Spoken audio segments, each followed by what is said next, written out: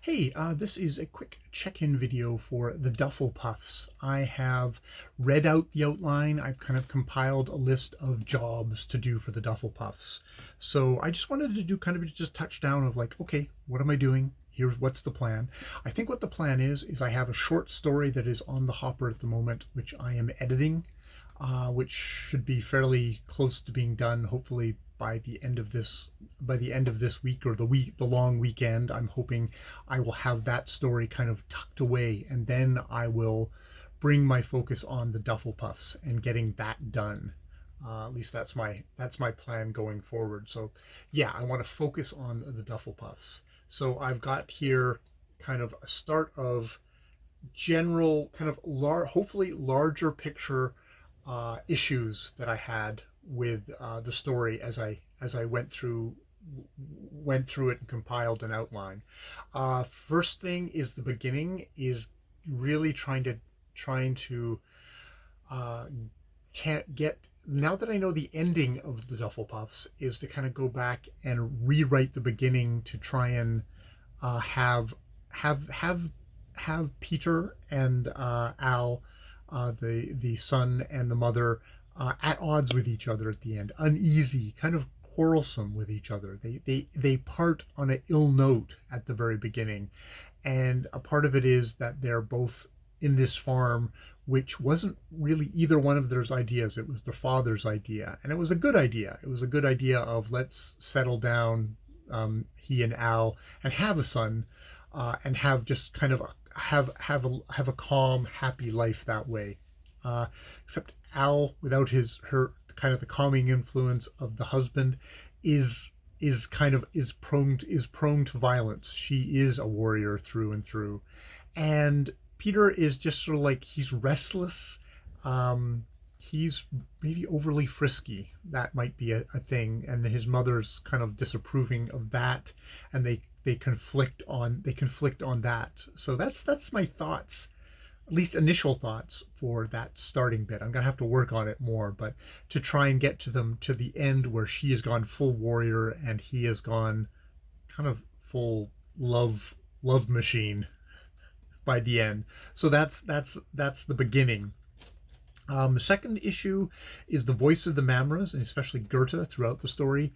I have this idea of them being kind of a little bit more kind of grunty barbarian-ish in their speech and in their aspect. And I kind of like that, but I kind of dropped it part way through the story. And I regret that. I'd sort of like to have that back as kind of a contrast to Peter and his ways, um, and just kind of as kind of a flavoring and texture of these huge, barbarian women who have taken little Peter as their village wife. Um, so number three is the arc of Goethe's affection love for Peter. Um, I have her at the beginning kind of being quite taken with him as she kidnaps him, but then once they get to the village, she seems to detach from him, and he seems to think like maybe he's projecting a little bit of his mother on her, thinking she disapproves of how slutty he's become.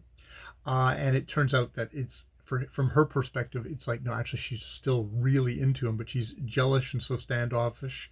And indeed, when we get to the whole kind of the goddess bonding thing, she doesn't need to do it. She doesn't do it, which seems like it's a real rejection of him. But the thing is, she's already bonded with him outside of the goddess. So there's that.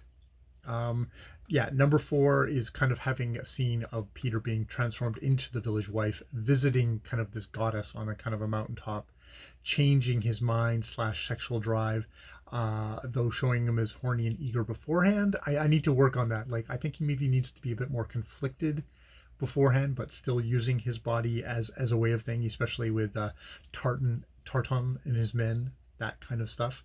Um, Number five is a couple of three at least, secondary characters who just get dropped. I bring them up and then I drop them. So I need to either rewrite them and make them more integrated into the story, or just really edit them out as much. I've got A as Mango, which was the girl in the Slaver City who helps Al train.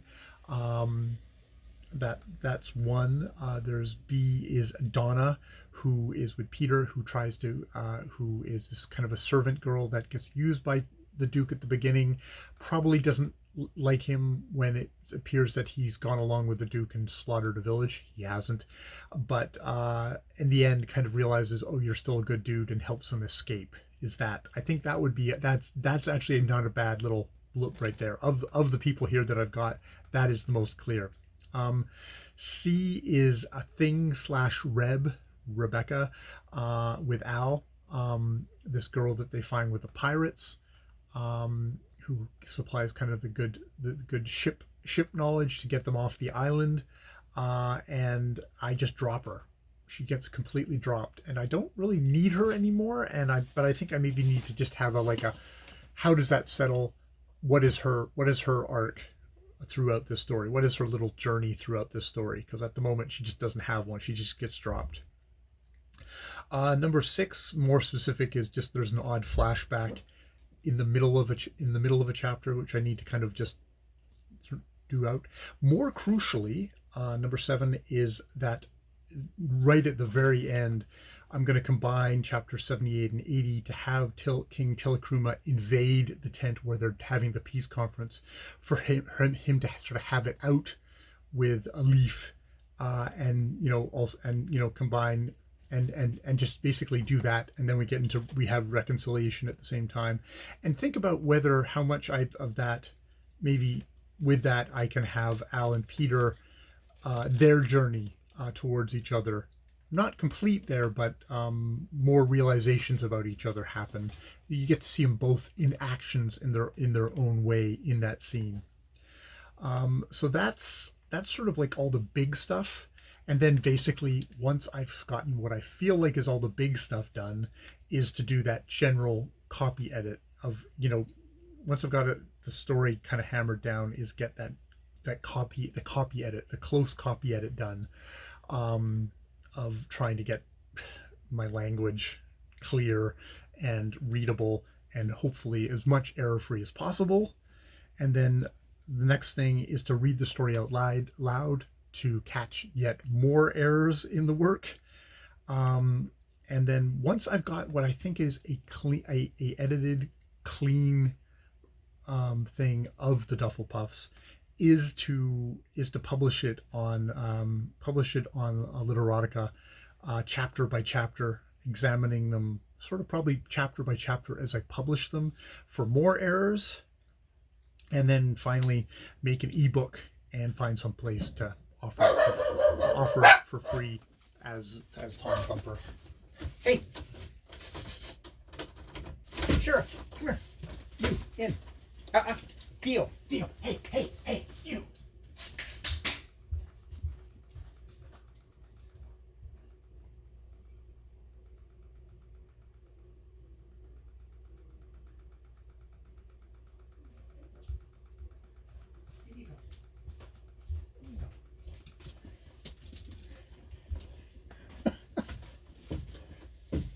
All right.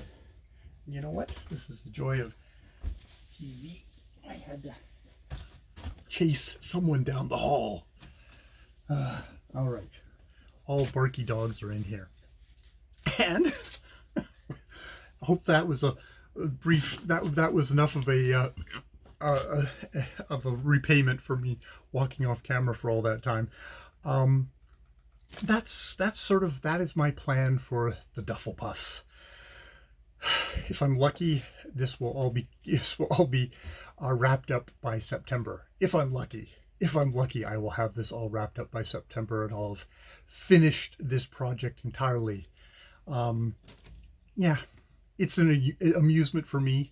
I don't think anyone's ever gonna see this in significant numbers, but I'm enjoying myself. It's actually a writing project that I'm hoping to see through to completion, that I still actually enjoy looking at, which is amazing because it is so silly and so dumb and so, goofus erotica. But it's my goofus erotica. All right, I will leave it there. More videos later.